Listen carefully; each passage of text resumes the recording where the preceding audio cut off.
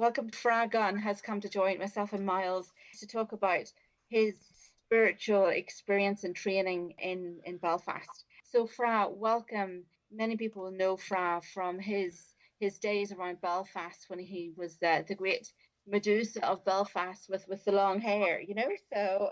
But Fra is a professional actor.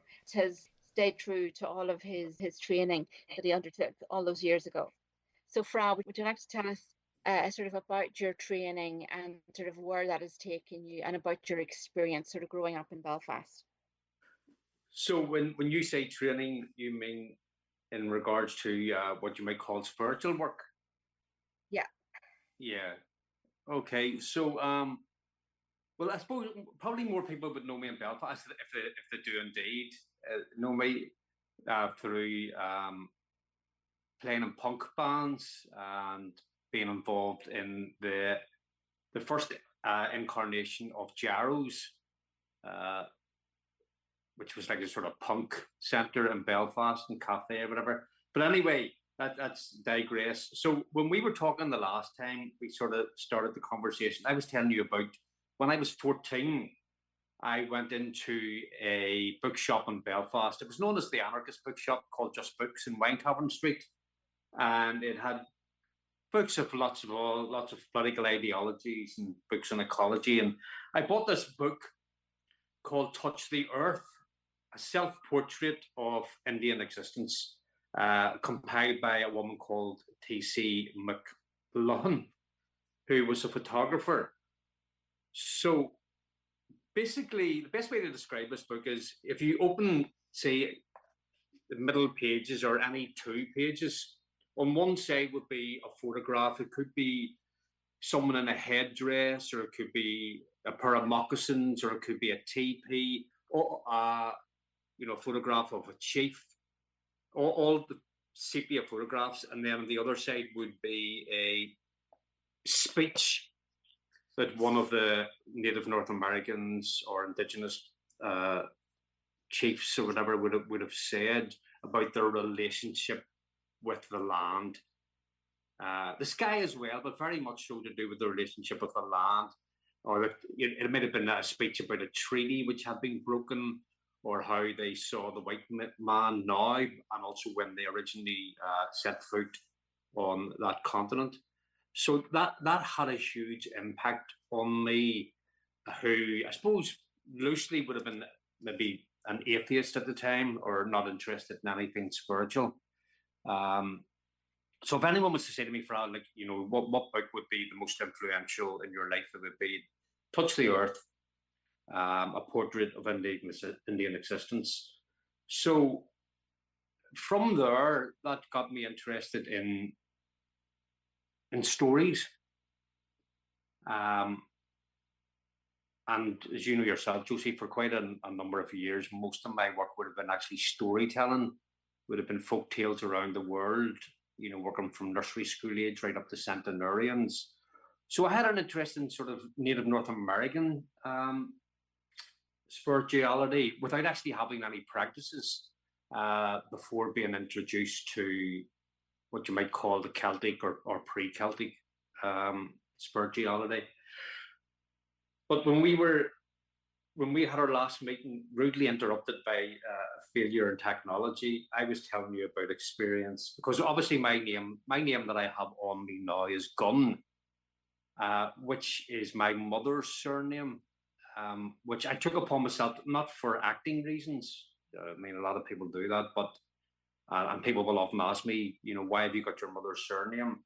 But in my late teens, I read a book by the artist Monica Jeux, as some people pronounce it, called The Great Cosmic Mother, which she wrote it along with a woman called Barbara Moore. So that was another big influence, that book there. I started getting an interest in matriarchal traditions, learned a bit about Breton laws and how things would have been passed down through the female line in some cases. So I was telling you about, I was on tour with one of the punk bands, and we were playing Bradford, Manchester, York, Scarborough, Leeds, and I decided to pay a visit to a wee shop in Leeds called the Sorcerer's Apprentice. And so I approached the shop anyway, and it was all blacked out. The windows were all blacked out. The door was blacked out. It had the corrugated iron on it. So there was a little bell, and I rang the bell, thinking, because this was my first introduction to, a shop that sold things that were of an esoteric nature. So the door sort of creaked open about an inch, and a voice came from behind it. How can I help you? And I was, look, I'm thinking of maybe getting a set of runes, a traditional set of runes, having a Norse name on me by then. And the door then was opened wide, and the gentleman says, he offered me in, and he said, look, the story with the windows is that the previous week, the shop had been firebombed by Christian fundamentalists. After the shop there was a cook report, I think, about the occult and the Sorcerer's Apprentice, as did a lot of shops in those days. Sold books about Wicca, witchcraft, Celtic tradition, Norse tradition, but they also sold books about Satanism as well. So it was interesting going from Belfast, growing up in a place where bombs were going off quite regularly, to a place in Leeds, a little shop that had been bombed by Christian fundamentalists. So anyway, I came back to Belfast. I remember sitting in the front of the city hall with my runes, and I'd heard about this little shop called, well, you actually might remember this better than me, Josie. We know that Robert Henry's shop was called the Labyrinth when it was in North Street Arcade. Was it called Labyrinth when it was in Chelsea Arcade? Can you remember? It was called Labyrinth, and it took the same name with it. Yeah. Right, okay. So I remember sitting in front of the City Hall, throwing my runes out, as to whether or not I should go and get a tarot reading by this gentleman who owned this shop in Chelsea Arcade on Lombard Street. So I did anyway, and in a way the rest is history, because that would have been the early 90s, I think, that he would have been in Chelsea Arcade. So he would have run that shop along with Billy, the great storyteller, Billy Tier. And then afterwards, obviously, they moved to Chelsea Arcade.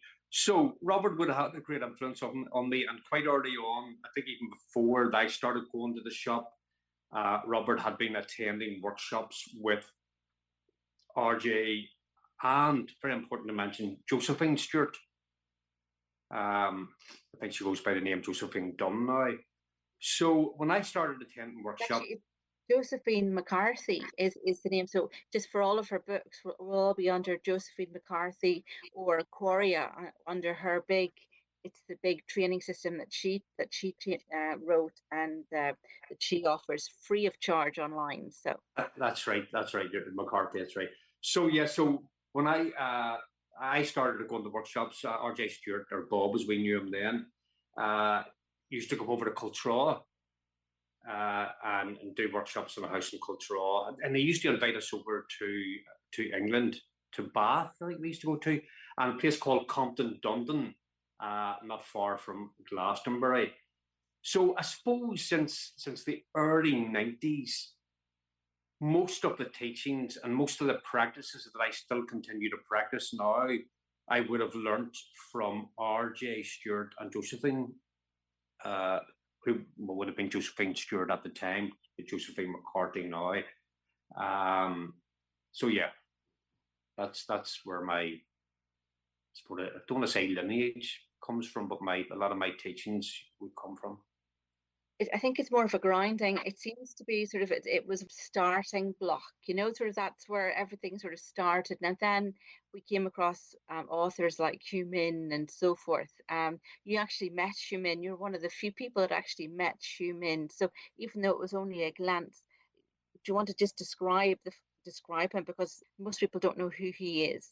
Yeah, but you know what? I was thinking about this yesterday, and when I spoke to you the last time, I was very clear that I'd met Hugh, and maybe with his wife. He was married, wasn't he?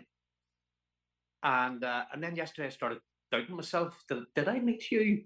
Because speaking to you, he seemed to have been this sort of because you've mentioned a couple of times to me that hardly anyone has met him.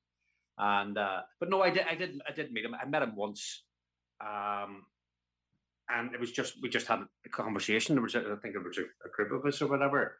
So I wouldn't be that familiar from listening to you and from reading what you've written to me in an email.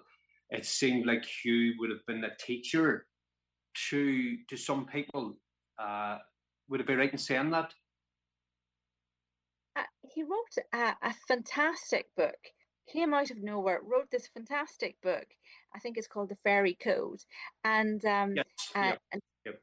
and then nobody heard from him again, and nobody knew exactly who he was, but we knew that he was certainly within our company because he knew all of our friends because they were all mentioned, in the book, just like Yeah. you were mentioned in Joseph McCarthy's book. But I'd love you to talk about C.S. Lewis and your connection with R.J. Stewart and his connections with Fiona McLeod pieces and C.S. Lewis, and how that all binds in with the whole Belfast experience, Northern Ireland experience, and their kind of liminal, I suppose, almost magical writings.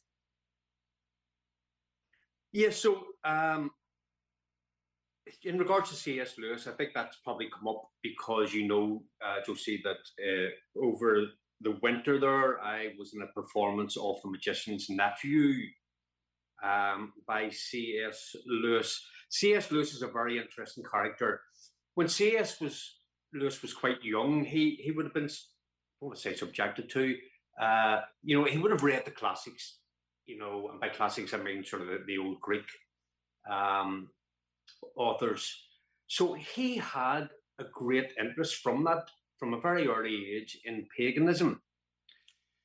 And and in fact, it was the church's stance on paganism which, initially got him to turn away from Christianity.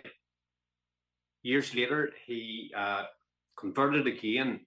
But even then, there was a quote I remember reading of him where he would say, if anyone ever said to me, the world's descending into paganism, he would say, if only it would.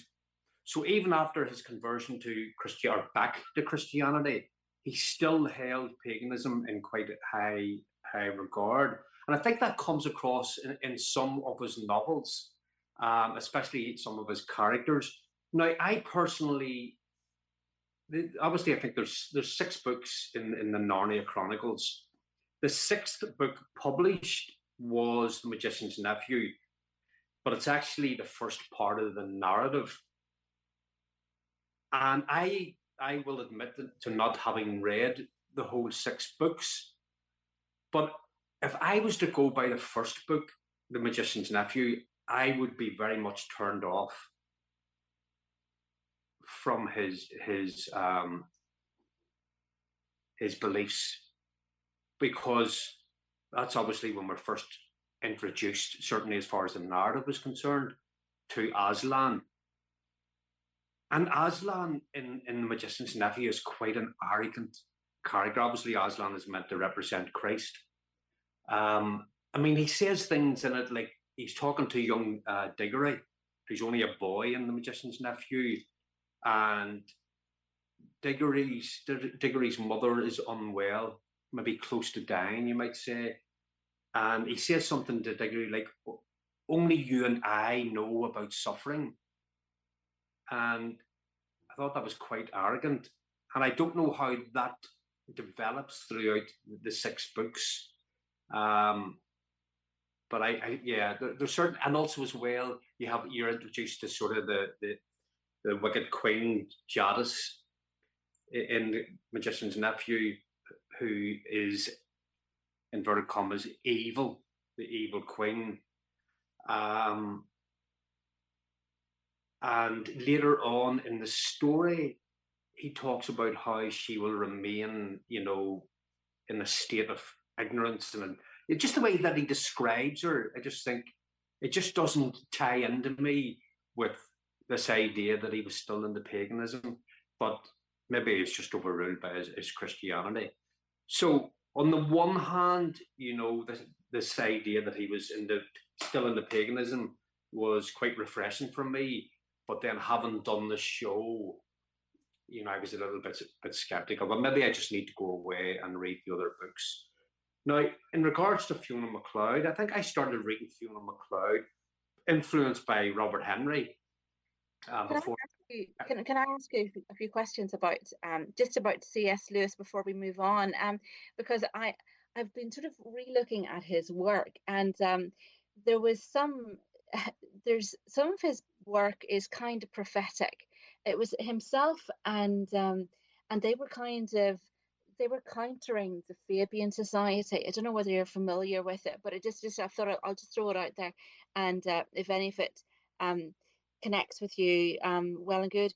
But he wrote, was it That Hideous Strength? And there's some parts of it kind of seem to parallel what was happening in St Anne's Square in Belfast, right beside the labyrinth. But also there's a guy called the Phantom Planter from Belfast, and he goes around the country planting trees, trying to renaturalize. And but he would go up to a place, he calls it Narnia, up in the Mourns. And that's the same place where C.S. Lewis had picked his. And interestingly, there are places of stone structure which looks just like a sphinx up there, So Yeah. There seems to be lots going on in but That Hideous Strength, it's prophetic with regards to sort of what was happening sort of since 2000 with the NICE and government control and government overreach, and they also had Merlin, and Merlin was a sleeper, and then Merlin was woken up, and all of these fabulous stories. But well worth, especially That Hideous Strength is a particularly strong one. But yeah, he seemed to be really grappling with taking on his own spiritual existence, and he referred to that as being having a face. He said that you couldn't connect with spirituality unless you were practicing it. So, and he described that as having a face, that literally it was that interface between you and spirituality. And I thought that his work was gorgeous, but also there was a number of other writers that he would have been in contact with at the time, and they also were working on books which were countering the Fabian agenda. So if you have any thoughts about that, other than that, yes. I know that one of his closest friends was an author called Griffiths, who I think wrote a lot about the Eastern tradition. I think he maybe wrote about Buddhism, because I remember researching at the time. But I know I wasn't aware, really of his connection. I mean, I to be honest with you, until actually doing the show over the winter, I didn't really have, again, I wouldn't have been aware of his, when he converted, and the fact that when he was younger, he was reading the old classics. So he's not somebody who really interested me a lot, even though he came from Belfast. And I think it was because of my own aversion, if that's the right word, to Christianity, having turned away from it from a very early age. And then, I mean, I remember, that I told you about that book, Touch of the Earth, and it's just mainly quotes and speeches. And, one of the earliest quotes that I remember was the one where, Native North American or First Nations person was saying, when you came to our land, you had the Bible and we had the land, and you said, let us close our eyes and pray. And when we opened our eyes, we had the Bible and you had the land. And that was when I was about 13 or 14 when I first came across that quote. So by that time, I had already turned away from Christianity. So the idea then of exploring anything or anyone that might have resonated with that tradition at that time just wouldn't have occurred to me. So I suppose the way doing the show opened my eyes a bit to C.S. Lewis. But no, I mean, feel free, Josie, to tell me more about. I guess I think that his feelings about Christianity mirror coming through the troubles in Northern Ireland, and then the Irish history with regards to religion, then from a northern perspective, then it would have brought a very slanted kind of a viewpoint with regards to sort of what we were looking at, you know. So, and people did turn away, like the likes of C.S. Lewis and like the likes of G.K. Chesterton, and then they came back to Christianity, but by that stage they'd also really connected with the spirit within the land and with that kind of spirituality, and they brought that all with them. It's sort of in one big melting pot. They didn't cast it all off. And I think Chesterton, he was based in the south coast of England, but and he had just a natural empathy with regards to what Ireland had been put through politically, and so he was putting that down and thing. But again, they were seeing what was happening with regards to the Fabian society, and they were countering it with their writings, writing very sort of prophetically, in my opinion. Yeah, I mean, I remember like a couple of quotes, and I'm paraphrasing here that I remember. Certainly one to this gentleman Griffiths, where he said something like, "It's only since I have become a Christian that I've like truly learned to value like the elements of paganism and idealism." So yeah, so maybe just that first book, the Jason's Nephew, maybe there may be a development of the character of Aslan, which moves away from that whole sort of. I mean, a big criticism of C.S. Lewis was in regards to his female characters, and a lot of people would say that they're very stereotypical of, you know, a Christian viewpoint, you know, and what they represent. If you think, I mean, are you familiar with George MacDonald, the writer George MacDonald? Absolutely, his work is fabulous. Absolutely. But he would have been, like C.S. Lewis would have been very heavily influenced by George MacDonald. It's interesting, actually, they're both sons of reverence. So that they would have been getting that Christian influence. So obviously George MacDonald wrote At the Back of the North Wind, and he wrote Lilith.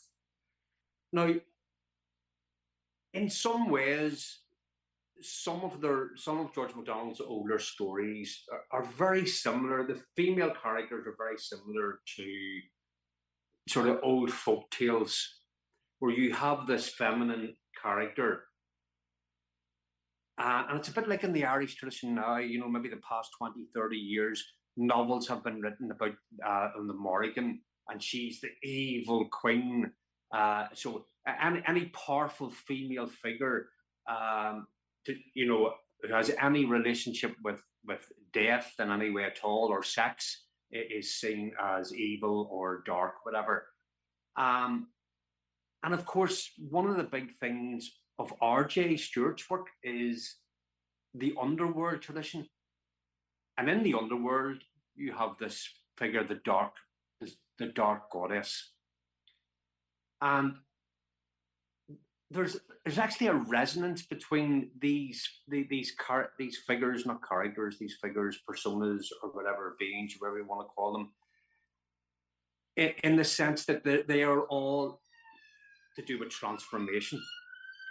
So when you read stories like, you know, Snow White or whatever, and you've got this evil queen with an apple, the role of that evil queen hasn't really changed. The perception of her has changed. She's now the evil queen, but she's an initiator, and the role that she personifies, which is a very powerful role, is associated with death and transformation, like the dark goddess in the underworld, in RJ's work.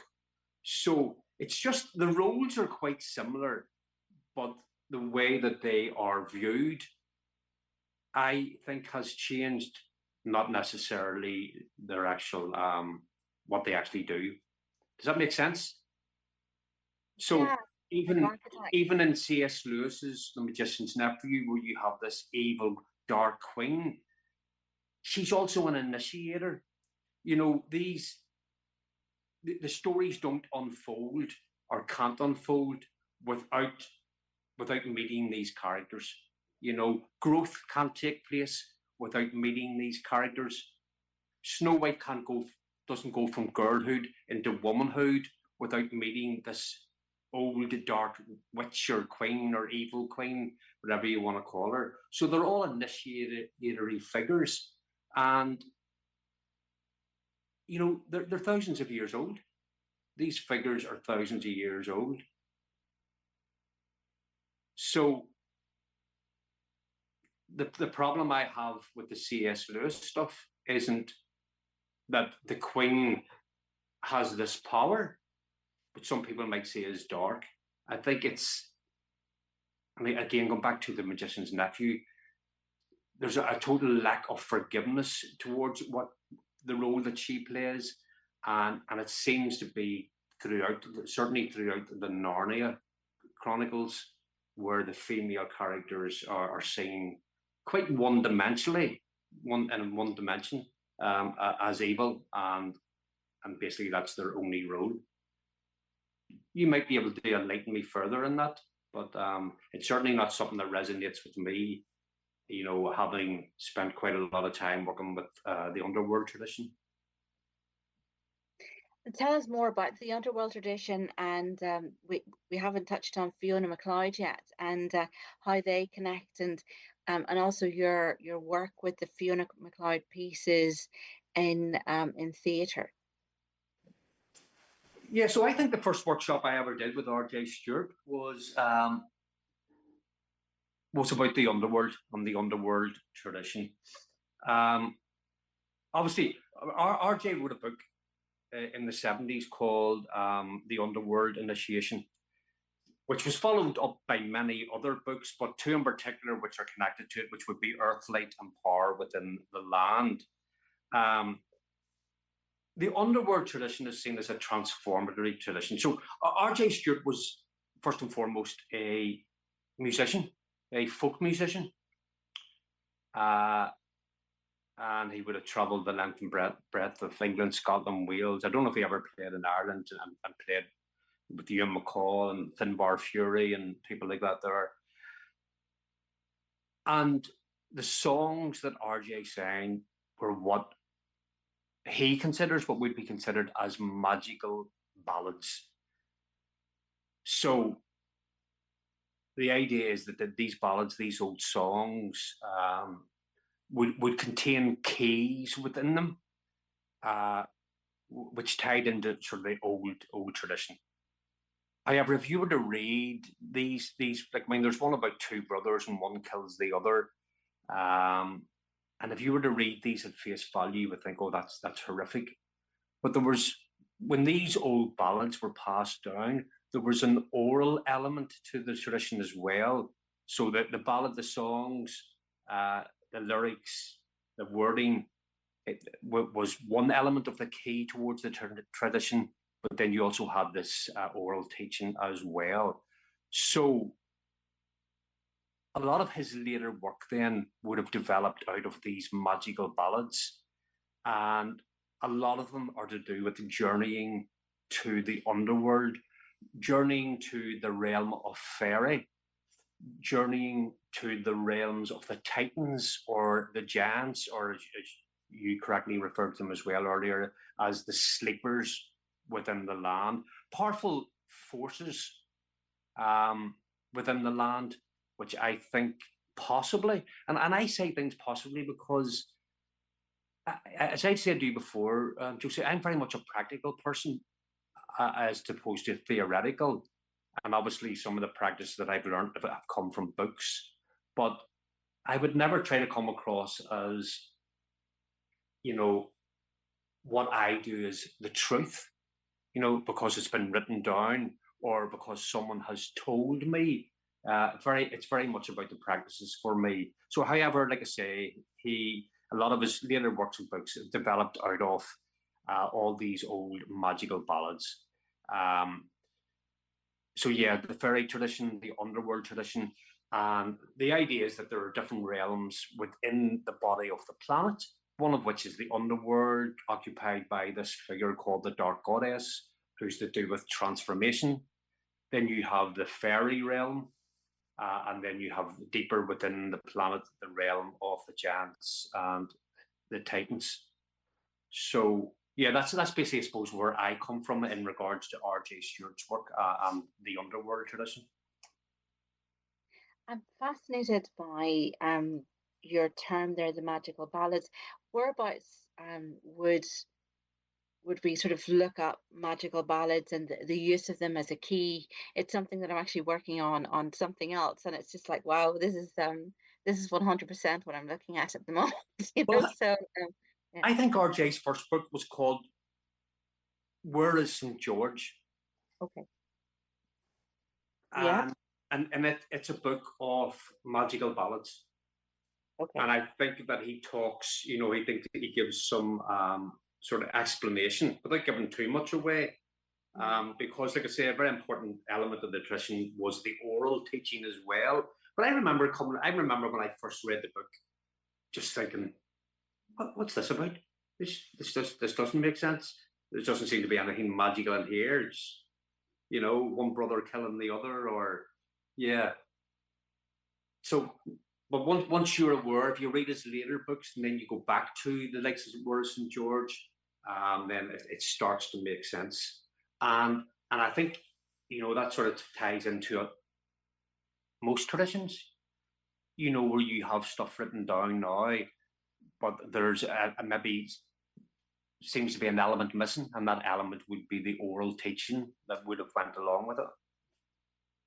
Yeah, there's a song that I'm looking at the moment, and this is one that um, a lot of people will have a sort of a connection with. Anyways, it's called the Corpus Christi Carol, and Yes. it's sung by the Medieval Babes, and I I'm looking. know it well. I've seen them live. Yeah. Sorry. Yeah, it's beautiful, lovely, lovely ladies, and also sung by Jeff Buckley. So Yes. he's but I was just listening to it again and again, just trying to make sense of it. And the more you listen to it, the more that becomes apparent. It's there's so many levels on it. Like you listen to it, and firstly it's an exorcism song. So it's a light exorcism, kind of like a blessing kind of a song, sort of about the lament of a lover that is taken away and stolen away and so forth. And then you look at it again, and then you see the creatures that are in it, and then you realize those creatures, those are alchemical creatures. Those are, that we're talking about falcons here, uh, and this is alchemy. This is even ancient alchemy. This is Egyptian alchemy. And then you also look at the colors that are in it, and actually they have their own level of alchemical meaning. And it's just, trying to piece the whole thing together. It is, and placing the whole thing. It is, it's mind-boggling. But literally, you just sort of go down layers and layers and layers, and once you've worked your way through another layer, then suddenly another one appears. So it's funny because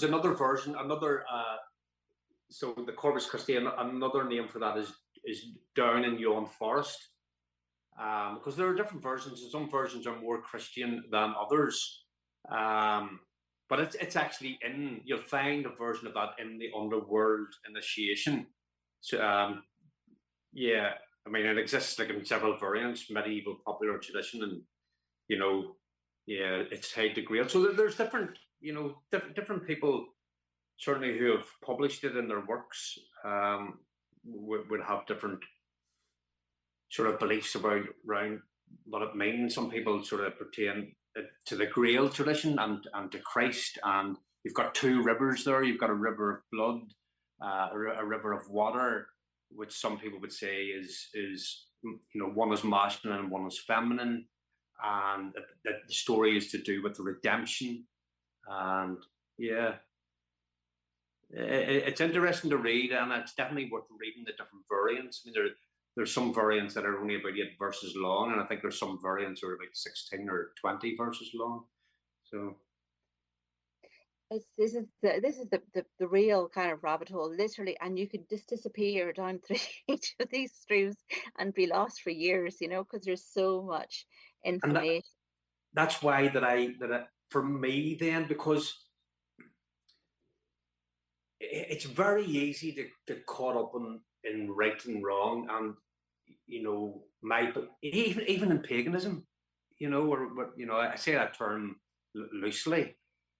There can be this, need to convert people round to your way of thinking, or my way's right and this version of the song's right and it means this and it doesn't. But if you've got practices, none of that matters, because when you've got practices, you form a relationship with the practices and whatever those practices lead to. Whether it's working with the underworld, whether it's the tree of life, all the other stuff doesn't matter, because it becomes experiential, and because it becomes experiential, then it doesn't necessarily matter whether it's right or wrong, or whose version of this, whether it's Down in Yon Forest or Corpus Christi, whether it's a Christian song or whether it's a pagan song. So, I mean, I think I said to you before, if not to yourself, certainly to other people, when people say to me, describe yourself in one sentence, Fra, and I always say, I'm a bear of little brain, like Winnie the Pooh. And by that I mean this, I'm not the most intellectual type person, but I don't think that's important when you've got practices. And I'm sure, Josie, you've come across people yourself, and this is not being judgmental in any way at all, who are able to talk the talk, but they didn't do anything about it. So they're intellectually stimulated by what they read or study or explore, and get caught up in that as being the thing, but might not necessarily have any practices, which is grand. But I think that, I think practices are important if you're going down certainly this road. But a number of people that follow like an alchemical route are more into the academic side of things, as opposed to getting their hands dirty, so but again, it's just the tradition of how people sort of go about it. You're particularly good when it comes to discipline and practice, because you've always been the guy that's been amazing at discipline and practice, even with your martial arts and your sporting endeavors and so forth, and your musical endeavors. You were always amazing when it came to practicing, so would you like to talk about your practices that you do? Well, I think maybe part of that comes from, so obviously I've mentioned R.J. Stewart and Josephine Stewart, but also, and actually this gentleman would have been one of R.J.'s mentors in the late 50s, 60s, William G. Gray. So, I would have taken a great interest in his stuff, and W.G. Gray, without getting into his work too deeply, can convey more probably in a paragraph, which would include exercises as well than some people would take a book to write. So I'm thinking of books like The Ladder of Lights, which is one of his books on the Tree of Life, the Western Tree of Life. And then there's also a book called Magical Ritual Methods. So I think that combination of reading and learning from W.G. Gray, and also attending workshops with RJ, sort of helped. But it's very important as well, Josie, to say that there are times where I don't do any practices, where I just don't have the feeling to do any, so I don't force myself. I've got to do this every single day at at a particular time of the day. I travel quite a bit with work, and there's times that it's either inappropriate or just not practical to be able to do it. But yeah, I do try and make it part of my daily life. But it's also, as well, it's something that I'm quite, it's actually quite unusual for me to do something like this with yourself, because I'm quite a private person. But yeah, you were asking me there about the practices. So yes, I suppose all of my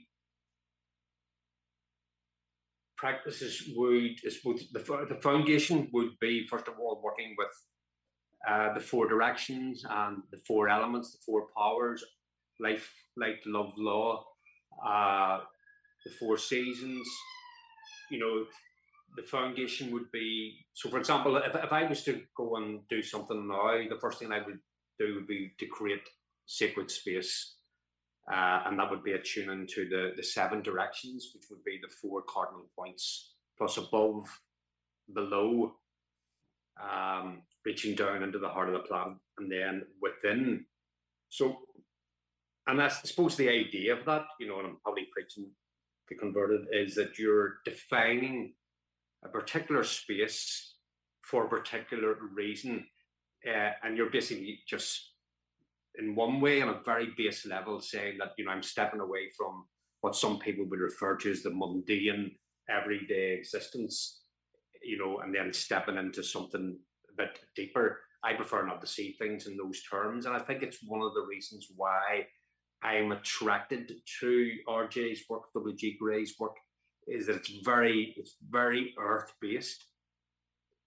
I think if you were to ask RJ to describe himself, and I think he has been asked this, he would say that he's a Kabbalist, but from the Western tradition. He's got a fantastic book. If anyone would say to me, Fra, I'm interested in the Tree of Life, but from a Western perspective, I only want to ever read one book, what would you recommend? And for me, it's a book called The Miracle Tree, because it comes from a Western point of view. I mean, most traditions in the world have got this idea, this concept of, working with a tree. And in a lot of traditions and in a lot of teachings in the Kabbalah, very often people work from the surface of the earth upwards. And I think what has attracted me to RJ's work is that a big part of that is the roots of the tree. And that's where the underworld and the fairy realm and the realm of the titans come in. So, but there's so much in RJ's work, Josie, that it would take days, weeks, months to describe it. But the best way to describe it is that there's certain elements of RJ's work which would be associated with the roots of the tree. There's certain elements of it would be associated with the trunk of the tree, and there's certain elements of it that would be associated with the branches and the flowers and the seeds. I remember actually taking a break from RJ's work, and I'd actually done some workshops with a gentleman called Simon Buxton, who brought out, for me, an amazing book called The Shamanic Way of the Bee. So, yeah, I started doing some workshops with him and a lady called Naomi, and actually missed the 2005 Champions League final because of that in Istanbul, but we'll not go into that. That's another story. And then I went back to RJ's work, and RJ was writing this stuff about the sphere of art. There was the sphere of art 1, sphere of art 2, and sphere of art 3. And I was thinking, this just doesn't, where does this all fit in with the underworld stuff and the fairy stuff? And, and then I realized, actually, this is the branches, this is the flowers. So you could say there's a holism. There's authors out there, Josie, I'm sure you've come across them, and again, this is not a criticism at all, but they'll write one week on Egyptian tradition, the next minute on Norse, they'll write about the Tree of Life, they'll write about Buddhism, and then they're writing about like 50 different traditions. And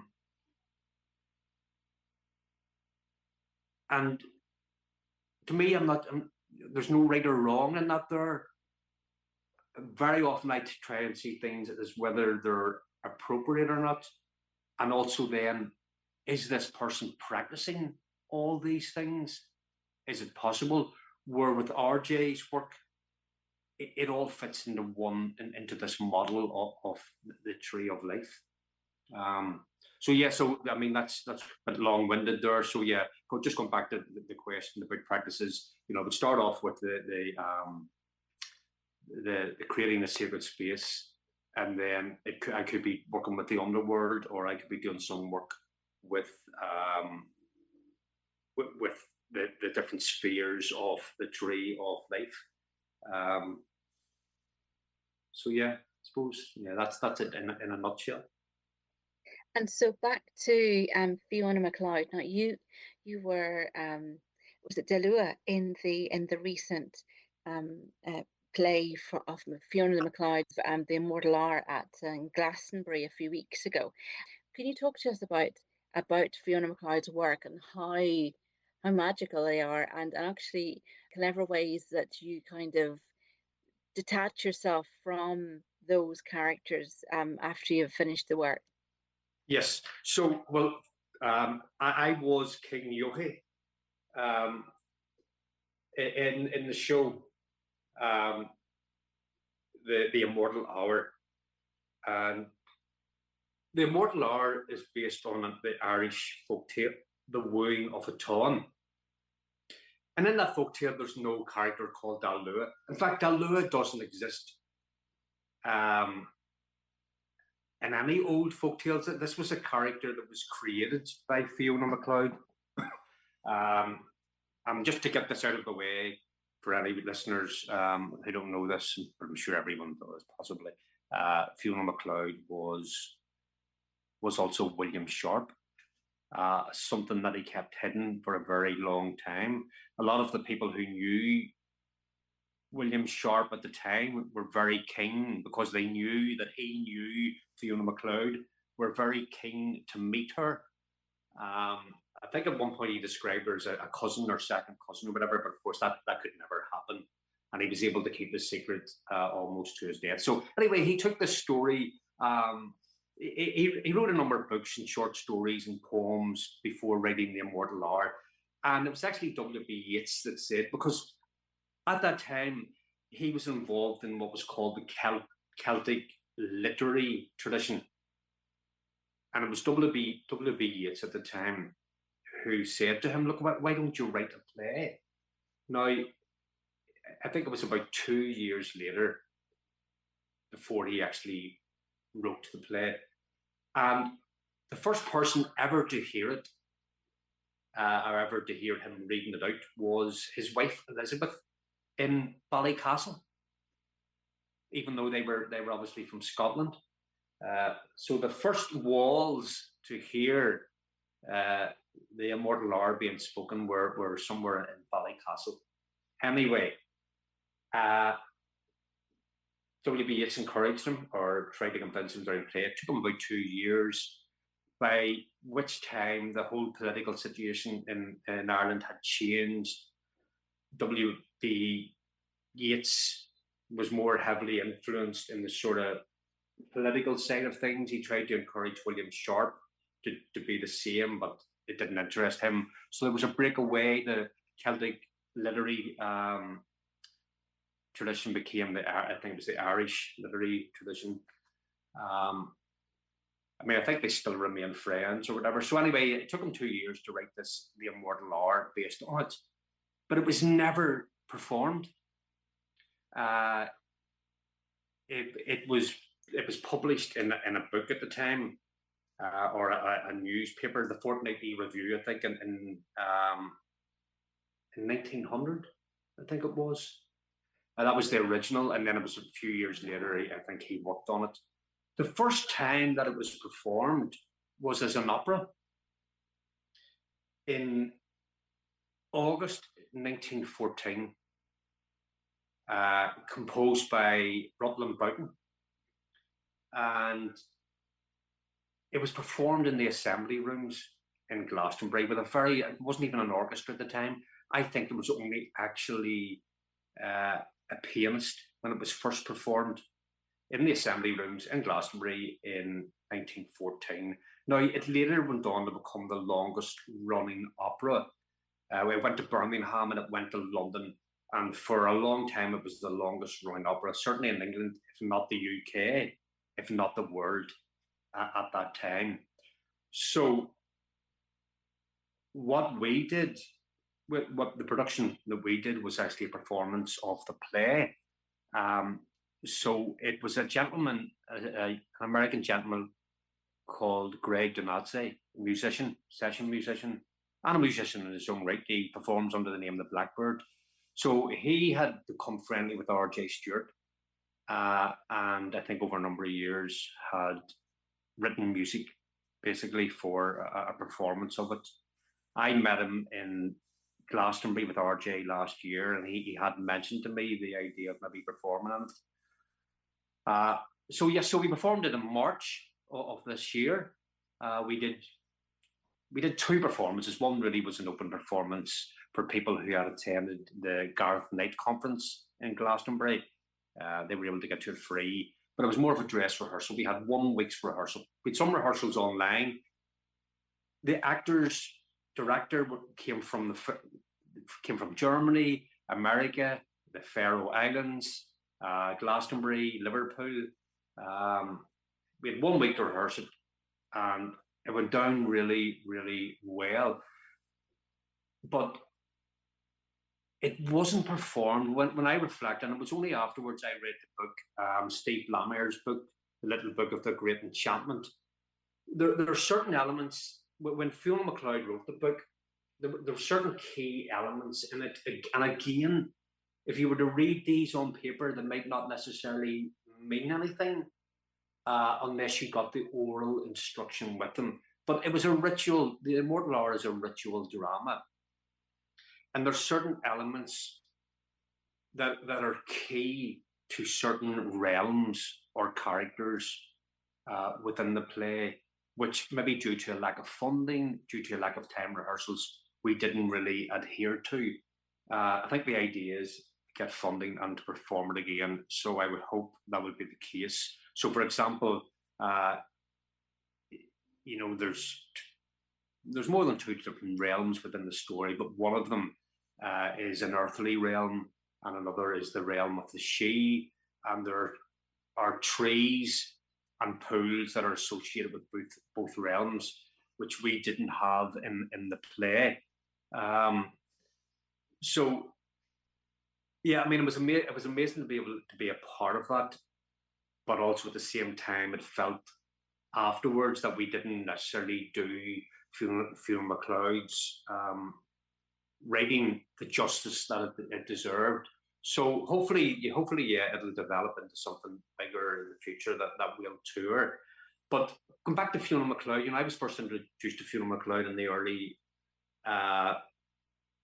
90s, Josie. But because RJ used to invite us over to England, to Bath and Compton, London, for the workshops, he wouldn't charge us. So as a token of thanks, I used to give him a Fiona McLeod book every time. So I ended up within a couple of years not having any Fiona McLeod books. So yeah, so Fiona McLeod, for anyone who doesn't know Fiona McLeod's work, nearly all of Fiona McLeod's writings are based on, he spent a lot of time in Iona. He learned Gaelic there from a fisherman. So a lot of his stories are to do with the Sidhe. Here's an interesting, I'm going to say fact very loosely. Apparently Fiona McLeod, William Sharp, was the first person ever to use the name Fiona. Apparently the name Fiona didn't exist before Fiona McLeod. According to Steve Blamires in his book, The Little Book of the Great Enchantment. So, because I thought it was quite an ancient name, like Fanula or Fiona. So yeah, a lot of his stories are quite dark. She was often accused of, having a morbid fascination with death, because a lot of the stories are quite dark. They're set in the Highlands and the Islands of Scotland as well, where life could be quite bleak for people. But but a huge element of his stories and poems are the Sidhe.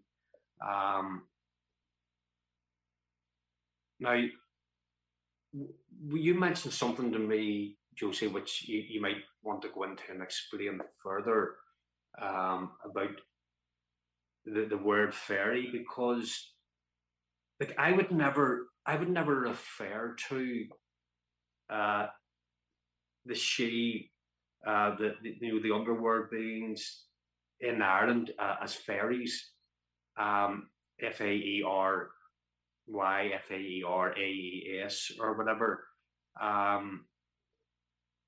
In Ireland they would have been known as the Sidhe in the Gaelic, or in English, the good people, the good folk, the gentry. So I'm interested, just briefly, not briefly, but just based on a brief discussion we had a couple of days ago, about your thoughts on the Sidhe and the fairy, and whether you think that they're both the same thing. Well, I think there's many different breeds, and they all have sort of different things. I was actually reading something very interesting there by Jocelyn Goodwin about, and was talking about the fairy, but literally talking about sort of sprites or something like that. And but that's a catch-all name. And there was somebody had put forward a suggestion that the pharaohs that the pharaohs and the fairy had some sort of connection. That the pharaohs, whenever they came back to Ireland, were a later incarnation of the fairy, and that's why sort of there was that battle between them. Sort of, it was like, okay, well, we're back, sort of, and we're one fought the other. So that's it's an interesting paradigm. There's no hard and fast response there's no hard and fast answer to that particular question, because I think there's so much complexity. It's like, what is a human? Sort of, there's so much variations between us, different breeds, and Well, that's it. Sorry to interject there, Josie, just because I want just something you said there about what is a human. One of the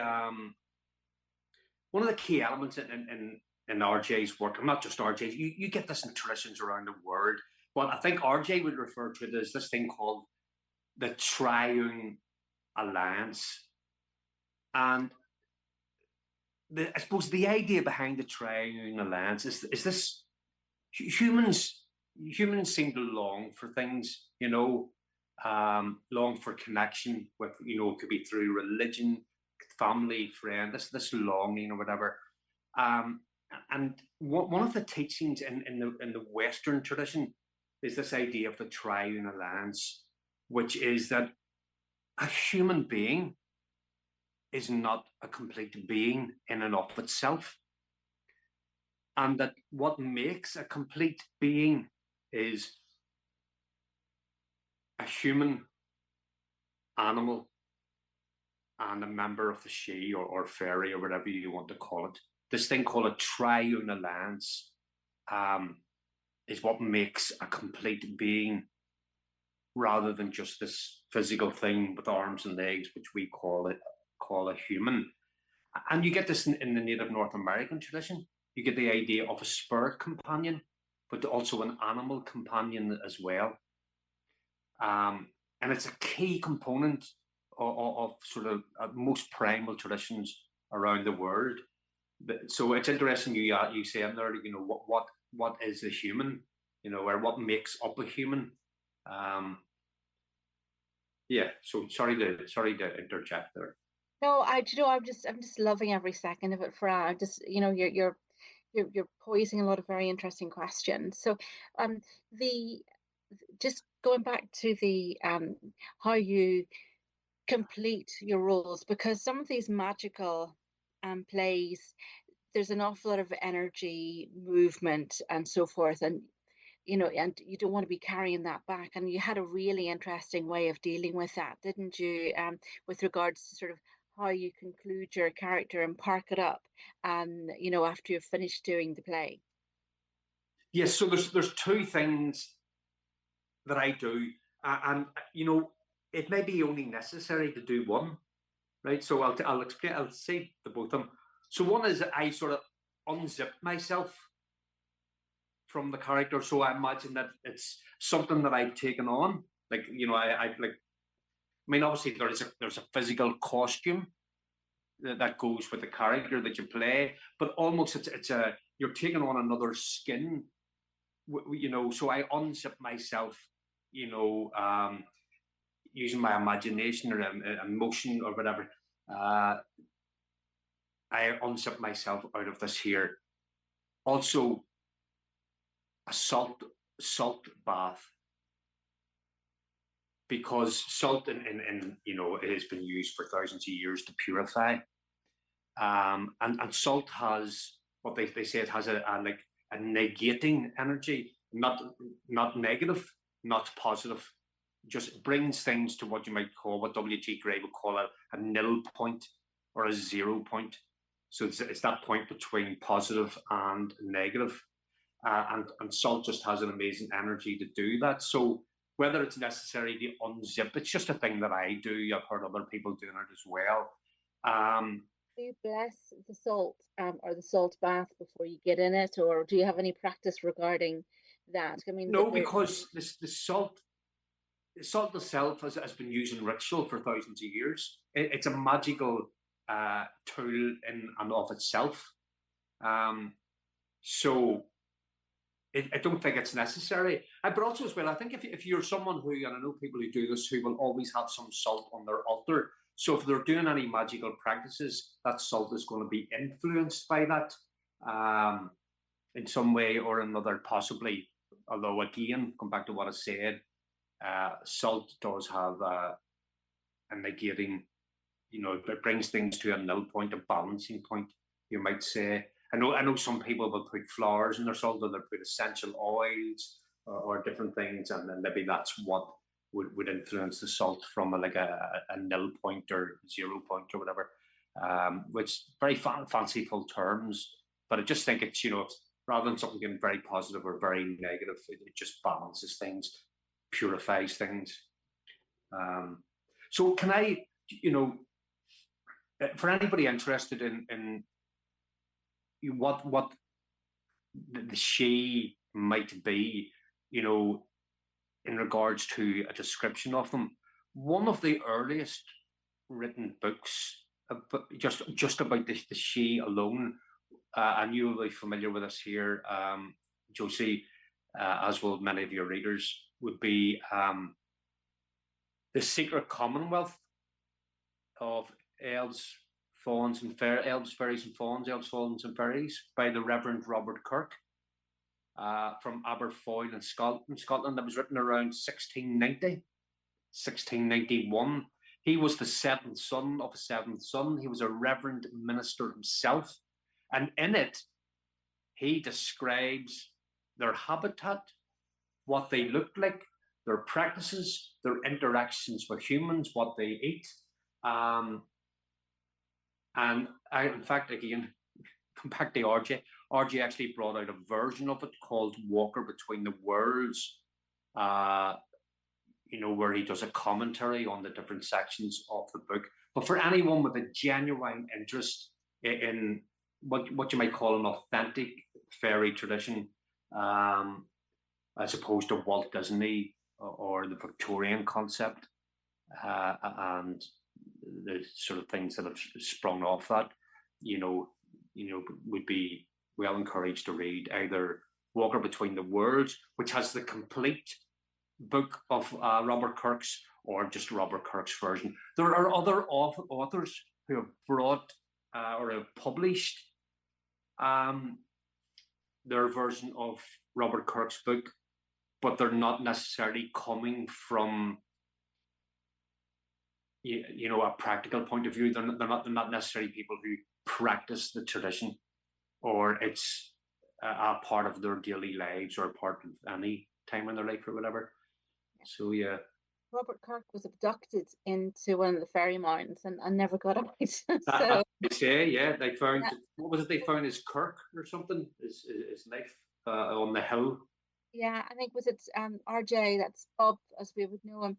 He had a similar sort of circumstance as well. So but he managed to, I think he managed to get away. So these things are not without risk. So Well, but it's what interesting you say that. There is a story, isn't there, where the tradition was that if he was ever to appear, in order to free him from the fairy realm, and bear in mind, in those days, a lot of people were seduced by the fairy realm, because it's known as the place of perfection, the place of peace. So a lot of people would have been seduced by it and would have been very happy to have, um, you know, permanently moved into that realm, and to be of service. We know stories like Thomas the Rhymer, where people will go there for 7 years. They think it's only one day, and it turns out, they come back 7 years later. And we actually know that with the story of Oisin, where he goes to Tir na Nog, comes back to Ireland to find his father, and people talk about his father as if it was hundreds of years ago. But there's a story, Annie, sorry, there's a story about Robert Kirk appearing to some people at a wedding. And the tradition was that to free him from the fairy realm, you were to throw like a knife over his head. But he appeared at this wedding, and the people were so frightened to see him that I think they fainted or something happened or whatever. So he didn't get freed, and apparently is still there to this day. so tell me, Fra, have you had any encounters with the fairy or with the she? Uh, I well, I think so. The way I'm gonna word it is I think so. Okay. So again, if someone was to say to me, uh, well, the classic is W.B. Yeats actually, where he was asked, I think it was W.B. Yeats that was asked, or he was asking someone when he was compiling one of his books, the Book of Irish Folk Tales. He was saying, or someone asked him, or he asked them, do you believe in fairies? And the answer was no, and I doubt very much they believe in me either. But I will recount something that happened, something very short and very brief. So I believe that I've had encounters, or I feel that I've had encounters at sacred sites. But I think one of the most powerful one was on Beltane, about 20 odd years ago. I used to live in County Leitrim. I was studying Irish music. I used to play the uilleann pipes, not very well, but yeah, I used to play the uilleann pipes. So I was studying Irish music in Drumshambo in County Leitrim. And the course had finished. I think the course had finished, or we were off for the weekend. And we had been out one night, and it was the night before Beltane. And there was a group of us met. I think it was about 15 or 20 of us, Josie. And Drumshambo's a very small place. It actually only has one main street, and obviously it has streets leading off that to different places. There was about 15 or 20 of us, and we were all sitting on the ground on the pavement, very close to the corner of a street. And having a corner and being near a corner of the street is very important to this here, and I'll explain the reasons why I feel this. Every single one of us, 15 or 20 of us, we're just sitting there, very, very quiet. And this warm, bear in mind, this is Beltane, early hours of the morning, this warm breeze, and it was the most calm, blue sky, the most calm day, morning that I can remember. Just to add weight to the story. And this warm, calm breeze went past every one of us. And there was a silence after it passed. Now, if I think of the other 14 to 19 people who were there, I would say maybe one or two of them would have had, I'm not even going to say an interest, but maybe a belief, because some people might have a belief in the fairy tradition, but it just doesn't interest them. It's just, yeah, it's there, it's part of life, get on with it. So out of 15 to 20 of us, maybe very few of us sort of had any practical engagement with the fairy tradition, and only maybe another one or two had any interest. But every single person just stopped and looked at each other. Something had happened, like, because that's one of the traditions, isn't it? That in both on Samhain and in Beltane are the two main times in the year when the fairy host move, what they call the Shi Guiha, the fairy wind, which is the host of fairies moving from one place to another. And of course, Drumshanbo is in County Leitrim, and in County Leitrim you have two quite well known fairy mound. You've got She Bug or She Big and She Moor. So the reason why I mentioned the corner is that some of us were actually round the bend of the corner. I mean, we will all see each other.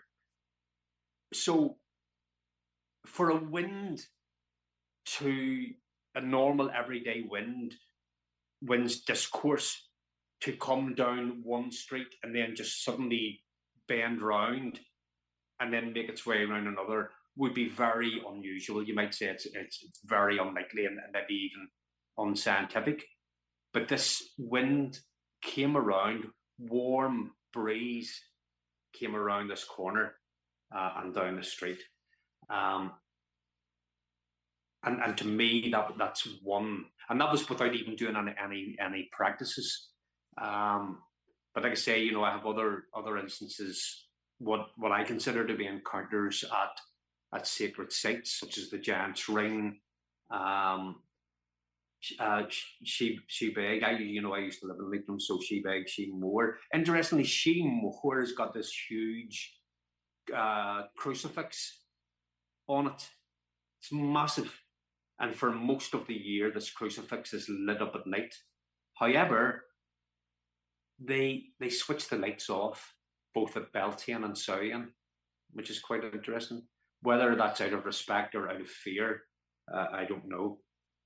So yeah, we're having, myself and Miles were having sort of discussions actually about all of these fairy sites where there's like a fairy rock. Suddenly they'll put up like a big metal antennae or something, like we were talking about Biddy Early's.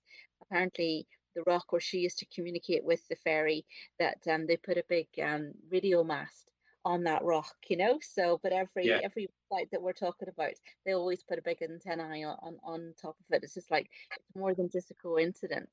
But yeah, well, it's like their way of like dominion over things, isn't it, or domination over things. I don't actually think it is. I think there's something electrical that's happening. Oh, right, you're talking about that, yeah. But and you know, certainly with the cross, it's She Moor. It's just so out of place. So it is. If it hadn't have been a cross, yeah, I would have understood that. Had it been an equal armed cross, maybe I would have understood that as well. From a different perspective, I should say, rather than this idea of you know, overcoming something or rising above something. That area is just, it's alive with all kinds of mythology. Like it's the area that I would know as being sort of alive with you know, the wild hunt and so forth. You know, there's just so much energetically. You've got Loch Arrow and where all of this sort of mythology, very strong mythology, sort of happened there. But just actually, I had an experience not too far away from there myself, and this is uh, one of the experiences was, I was in my car. I was just going away for the weekend, and I was in a very bad car crash, and there was literally, and I sort of came around, and I was in a particularly strong car. You know, it was a fantastically strong Volvo. I mean, I love that car. Um, but and I was almost lost into a canal, you know. So, but the car was surrounded, and by the time I'd sort of come around, and it was fairy folk that were around the car, and literally they had the window down to the car, and they were holding onto my hands because the car was about to plummet. But And that's an area that's coming up. That there's an awful lot happening spiritually. And I've been listening to the likes of Cliff High, and he actually made a comment that sometimes people have like the likes of a car crash because it moves them into a different energy cycle. I know that's something that I didn't need in my life at all. But I'm sort of beginning to see, okay, there was something happening there that it's interesting, but also the people that were around the car, I saw them as being, they weren't, they were fairy folk. But I had another experience in Uisneach, which is sort of the centre of Ireland. And I was talking to a dear friend of mine who's passed away now, Jack Roberts, about my meeting with, I think it was a fairy. He looked just like a very young Robert Redford, and he was trying to convince me that to go exploring in this sacred site that he had found. He said he'd found a souterrain, sort of. And I was like, oh, I didn't know there was any souterrains. There's no souterrains in Uisneach. So and there I was standing beside him, looking down into the souterrain at Uisneach, which there are none. So, but I told R.J. Stewart and Robert Henry, and they thought that it was the funniest thing that they'd heard in a long time, and they handed me that story that you were just mentioning there, about was it the Ballad of Tamlin? you know There's one, the Ballad of Tamlin, and there's one, the Ballad of Thomas the Rhymer. It was one of the two of them. It was one of the two of them, and literally, and this was at Bath, and they just laughed and laughed and laughed, and there I was thinking to myself, "That's not very funny, lads." Yeah. Well, actually, that's brought me to something else, actually, which I forgot about, which is a key component of most traditions around the world, which is the ancestors, especially at sacred sites.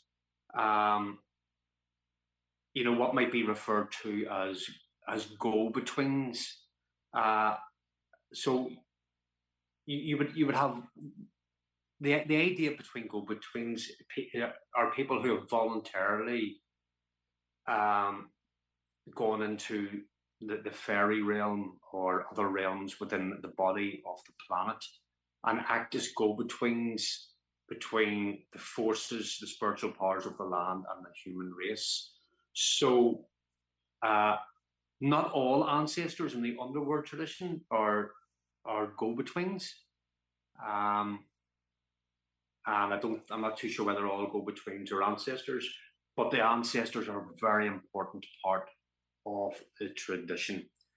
And I'm going to just recount something which might sound a bit negative or judgmental or whatever, but I, as you know, I've been going to Glastonbury since 1987 quite regularly, and I lived there on a couple of occasions, and every second house in Glastonbury, I'm being poetic here, but every second house has got a big Buddhist statue in it.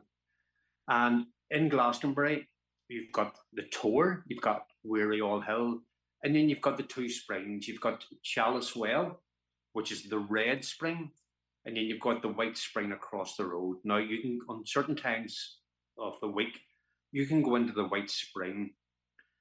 The water just gushes through it. There's a big round pool in the middle of it. There are 3 or 4 different wee areas that you can go to, 3, and sit in and meditate. And one of them is dedicated to Bridget. Another area is dedicated to, and it's completely dark apart from candles, and just water flowing all around you. One area is sort of dedicated to Hearn or Gwyn of Nud. Apologies for my pronunciation there. The Lord of the Underworld, similar to Hearn the Hunter. And then you've got another little area. I think it's just candles, and then there's another area which is devoted to Bridget, the goddess Bridget. So I went in there one time just to pay my respects and just do a little meditation. And in the area, dedicated to Bridget, and actually in some of the other areas were Buddhist statues. Now, I don't know whether there's many places either in Tibet, China, Japan, Indonesia, where in Buddhist temples they would have statues of Celtic gods or goddesses, or pre-Celtic gods or goddesses, or Norse gods or goddesses, or Native North American gods or goddesses. And I remember working at the Glastonbury Festival, and there was a little cafe at the bottom of one of the fields. And it was the year, I think it was 2015, and it was the year the Dalai Lama was appearing at Glastonbury.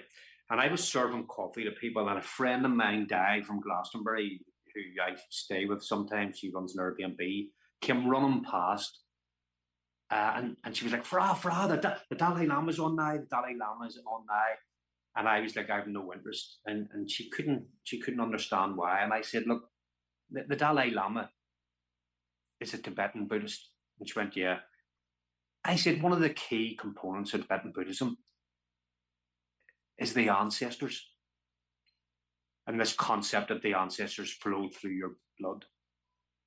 So I said, why isn't he telling people in the West to honor the traditions of their ancestors rather than convert to Buddhism or well, I think it's okay to have an interest in it, but, convert to Buddhism or have Buddhist practices, because they don't have Buddhist ancestors necessarily flowing through their blood. Why is he not telling them, yes, Buddhism is fantastic, our ancestors are really important to us, therefore practice the traditions of your ancestors. And I think that, that's why I bring up the fact that the ancestors are a key component, not just of the tradition that I work with, but in many primal spiritual, if not all, primal spiritual traditions around the world, be it Native North American, Aboriginal, Sami people, Norse, Celtic, pre-Celtic, whatever. Absolutely. I mean, even there's some beautiful meditations, where people connect to their ancestral line and walk forward with them, and it's a very, very profound, very it's a very strong sort of working to work with, and it's very empowering. So it's a great idea. The Now, just you were also you were mentioned in Josephine McCarthy's book called The Magic of the North Gate, and you went. Yeah, yeah. You were there. They were talking about connected stones in Begmore, and there was a lady who I think she was under an awful lot of pressure, and she wasn't connecting with the stones. And this young Fra, went to sort of to try and support her in some way, and said, "Look, there's other ways to connect to the stones that aren't so heavy." So, look, what way were you thinking about with regards to connecting to the stones? Because I thought that was kind of interesting, but Josie didn't go into any details in the book itself. So well, I think Josie was being so that's a short story that she has in one of her books. Yeah. So it's not actually, as far as I can remember, it's not necessarily based on any experience or advice that I gave to anyone. I think she just wanted Josie and myself get on really well, when she wasn't slapping me around the head, which was part of the getting on really well, you know what I mean? We got on, yeah. So very funny woman, very powerful woman. And that's why I felt it was important to mention her, because a lot of the work that we did with Josephine and RJ, and what I've continued to do to this day, would be under the name of priests and priestesses, and that would encompass the underworld work, the fairy work, working with the tree of life. So it would encompass it all. So I think, I don't want to say that it was tongue in cheek, but I think she just wanted to sort of put me into one of her stories or whatever, because we were friendly, rather than it sort of being based on any particular experience. that I had. Yeah, but what way would you go around connecting to the stones to reveal sort of the history or the knowledge from the stones? Again, very first thing, I tune into the directions. Um, Also leaving an offering as well. So when I say leaving, my goodness, so we've got to set. I live across the road from a park in Liverpool called Princess Park. I walk through that park, come out the other end, and I'm at Septon Park, which is quite a well-known park, Septon Park. And there's an area in Septon Park called the Faerie Glen. And there used to be this, there was a sort of man-made waterfall, because there's water flows through from different lakes or whatever, flows through Septon Park, and by use of a pump, this pump was pumping water up up behind these rocks and then down the rocks. So give you the impression like it was a waterfall, and then it's like a wooded sort of wee gladed area. And there used to be this one tree which arched over the pathway, so you can approaching from one direction, you can down some steps. This tree arched over the pathway, and it was known as the fairy tree. So people used to hang offerings and stuff on it, and there were no real branches that shot off. It just was like this one branch that came out of the ground and bent over in an arch, and then it was cut down. So there were no offerings, anything left for quite a while, and then right beside it, when you actually cross over some stones, and you got a little stream run underneath them, there's another little sort of wooded area. So people have started using that to leave offerings. But am I allowed to swear on this podcast, or should I avoid? Swear away, swear away. It's a fucking mess. People are leaving all sorts of shit.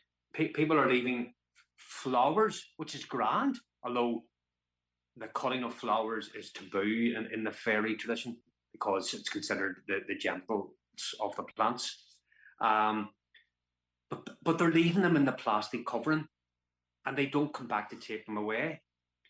They're getting, those things that people wear, around their neck, like fluffy sort of, and some of them are glittery. They're like scarves, but they're, you would get them in like shops like accessories or whatever, and they're wrapping those around trees and leaving them, and the places. The idea where that's coming from is obviously the idea of so the sentiment's good because it's the idea of leaving offerings.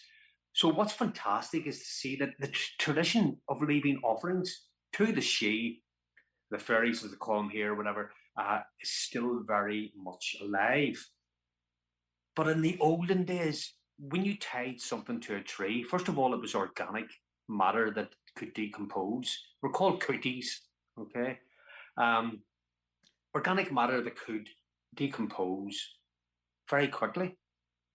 So not something like an apple, which takes some time, but or something that was tied loosely to the tree, where the wind could blow it away, or if it was alcohol. So I even though I don't really touch the stuff myself, apart from mead or whatever, or the odd stout, I tend to leave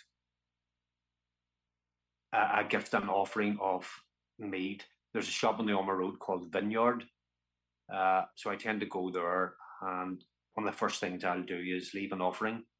Then I'll do the 7 directions, the 4 cardinal points, again, above, below.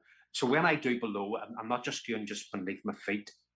I'm going down into the realms, the different realms below, putting my consciousness down there. And one of the things about the underworld tradition and the idea is, and another term for it is the secret way across the abyss. And the idea is that it's actually, if the Earth is made of stellar matter, it's actually the quickest way to the stars rather than up, which is valid as well. So I've left my offering, done the 4 directions. So then, if I've got a candle, I'll light a candle.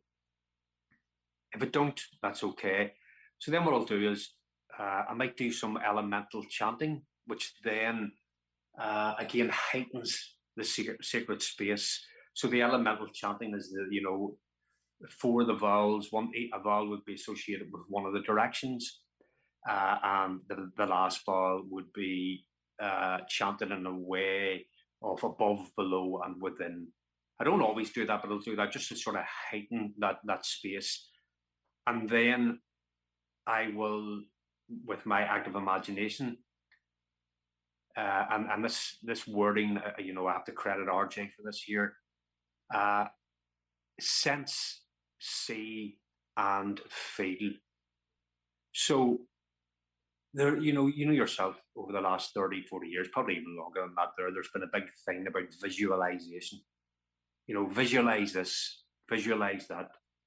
And you would have heard this at workshops where people going, I can't see anything, I can't, but I felt this thing on my shoulder. I felt, and RJ would often say, well, that's even better, because when you're doing something with your imagination, sometimes it's hard to decipher what you're making up in your imagination or what you're actually seeing with the use of your imagination. And the key component here. So I give, say, for example, I'm working with the underworld, so I will imagine a doorway opening up into the earth.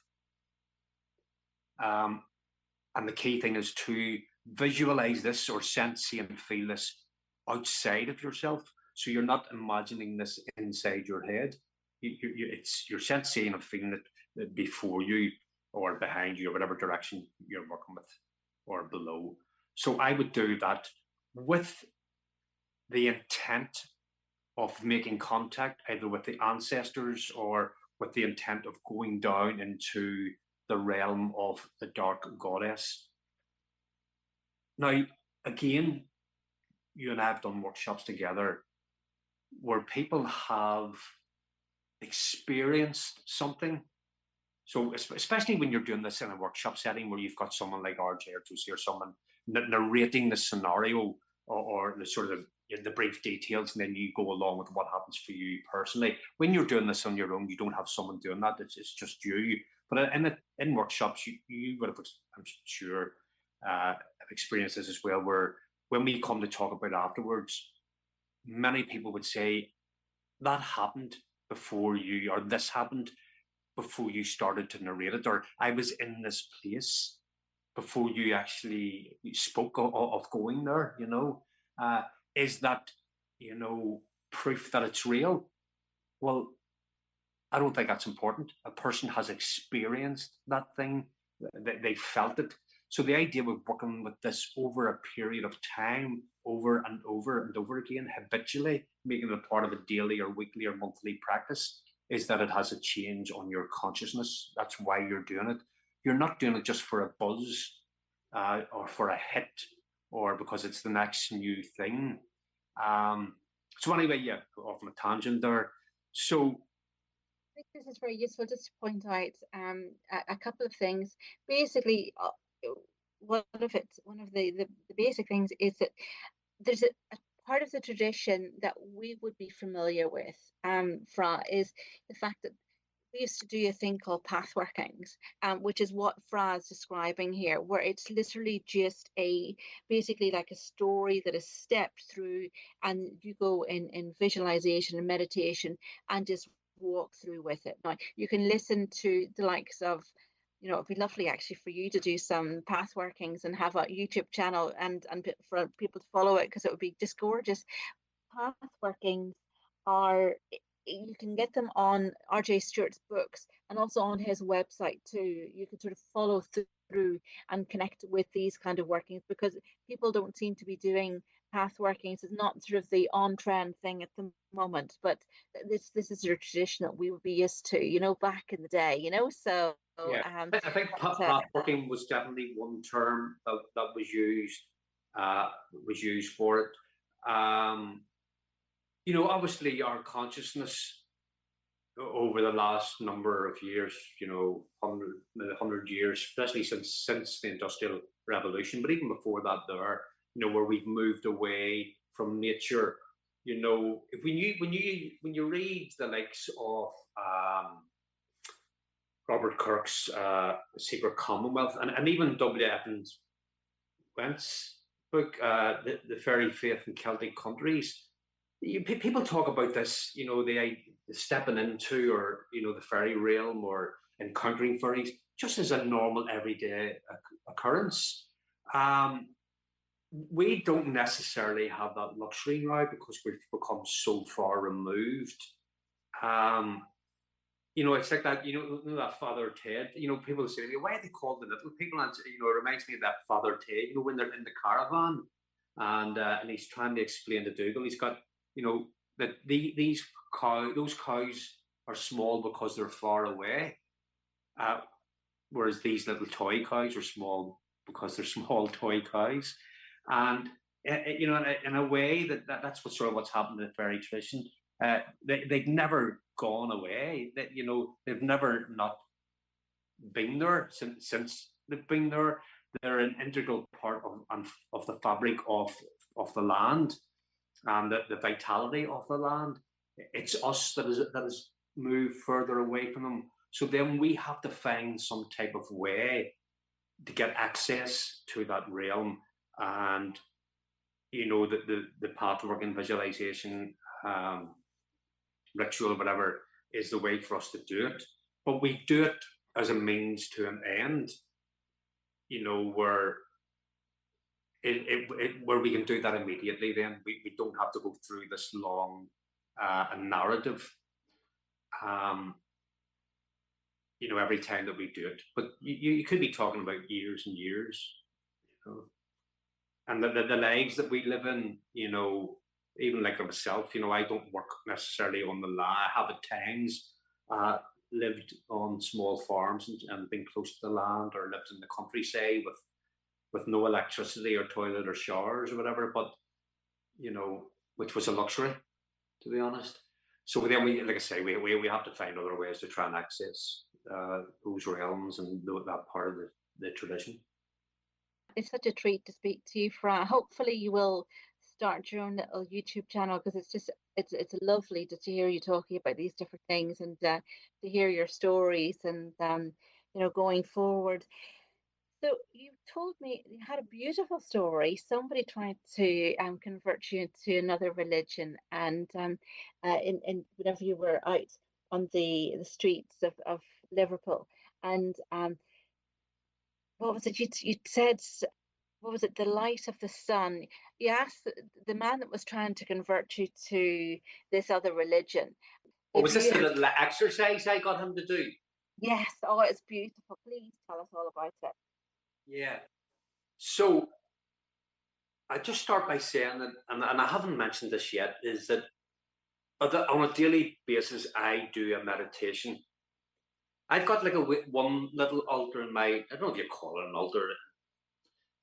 It's actually above the electricity box, which is in my living room in Liverpool, and I have a candle there and some essential oils or whatever, and above it on the wall I have the word love.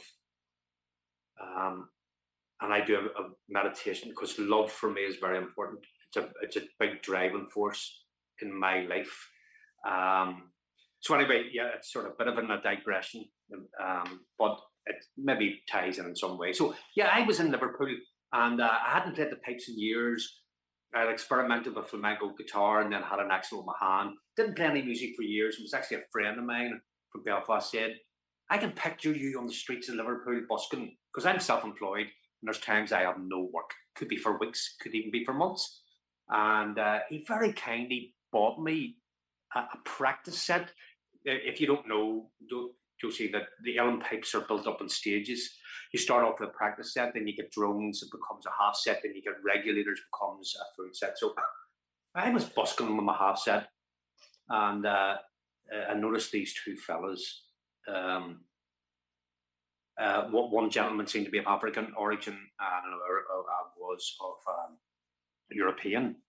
So they very kindly waited till I finished, and they were very complimentary. And then they brought out tracks to do with Islam. They started talking about Allah, which is grand, you know what I mean?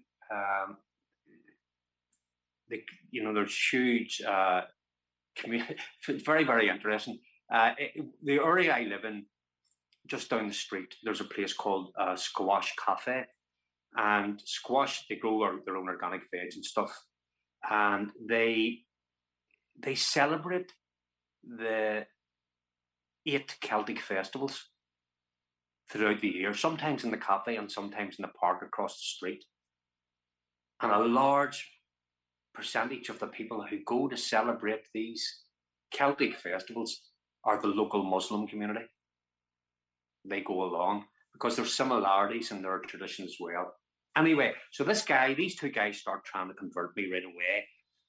But the way they go about it is to attack. They started off talking about the importance of Allah, and Allah is all powerful and whatever, which is grand, yeah, everyone each to their own or whatever. But they spent the majority of the time, because out of respect, I thought, I'll sit and listen. They spent the majority of the time talking about the Christian God. I'd say about nearly 90% of the time about how the Christian God is not the real God and blah, blah, blah, blah. So I got my left hand and I said to them, so I asked him, what percentage of your daily life would you say is devoted to Allah, to your God? Oh, 100%. And I said, are you sure? He said, yeah, 100%. I said, okay, do you mind if I do a little exercise with you? This is probably cheesy, but I did it anyway. And he said, I go ahead. So I took my left hand and I put it in front of his face, and I said, right, look, I want you to imagine that left hand represents Allah. Okay? So give it as you're doing now, 100% focus. I said, are you giving it 100% focus? He said, yeah. I said, are you sure you're giving it 100% focus? He went, yeah. I said, okay, see this right hand? This is the Christian God. So I'm now going to put this right hand around the back of your head. Okay? And just as you've been doing for the past 15 minutes or so, I want you to give that same amount of attention to the Christian God. And try doing it without turning your head, which he couldn't do. And the 2 of them walked away. So they did. And I wasn't, maybe I was trying to be clever. I wasn't trying to be rude. I wasn't trying to be ignorant. But I think I come up with that silly little thing myself or whatever. And I think it's why I did it and why something like that resonates with me is that very often we spend more time, and I think this ties into this idea that, the practicalities of things and practices are more important to me rather than the theory, which is great as well. That you can spend a lot of time on the things that you don't like or don't want, or you don't believe in, or aren't important to you, or trying to convert people, than actually spending time doing the thing that you love and is most important to you. So there you have it. I obviously, as you know, I played in punk bands, and I played in this band called Scorched Earth. We were described once in the John Peel show as the fastest band in Ireland.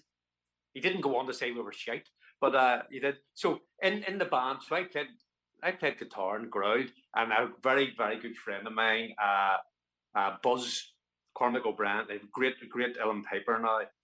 He also plays in a Gaelic speaking singing ska band in Belfast, and he actually, I remember he got into the pipes before me, and he used to go down to County Clare to Milltown Mulby, the Willie Clancy School of Piping, and so that's how it's funny, a lot of people that I know that get into pipes and tradition. Actually, we used to have so I told you about the sort of punk centre, Jarrows or whatever.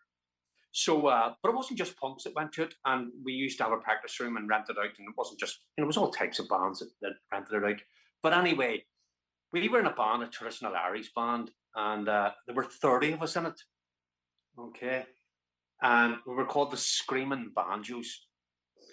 And there was guitars, there was tin whistles, borons, pipes, lots of fiddles, bazooka, balalaika, or whatever. But only one banjo in the whole band out of 30 of us or whatever. So but most of it were punks. But it was, it was almost like a stepping stone. I actually probably listen to punk music now more than I have done the past 20, 30 years. Can't listen to it too loud though, But yeah, it's just interesting you mentioned there about sort of Galway and County Clare. But that's why I was actually was playing saxophone at the time. I took up a saxophone and was playing with a Belfast Carnival band. And Buzz said to me, "Do you want to come down to Milltown Walby, to County Clare?" And I was like, "Oh, I don't know, not really into the Irish music or whatever." So I went down anyway and fell in love with it. Well, Brendan O'Hare was a flute player. He didn't play the pipes, but he was based on the Armour Road.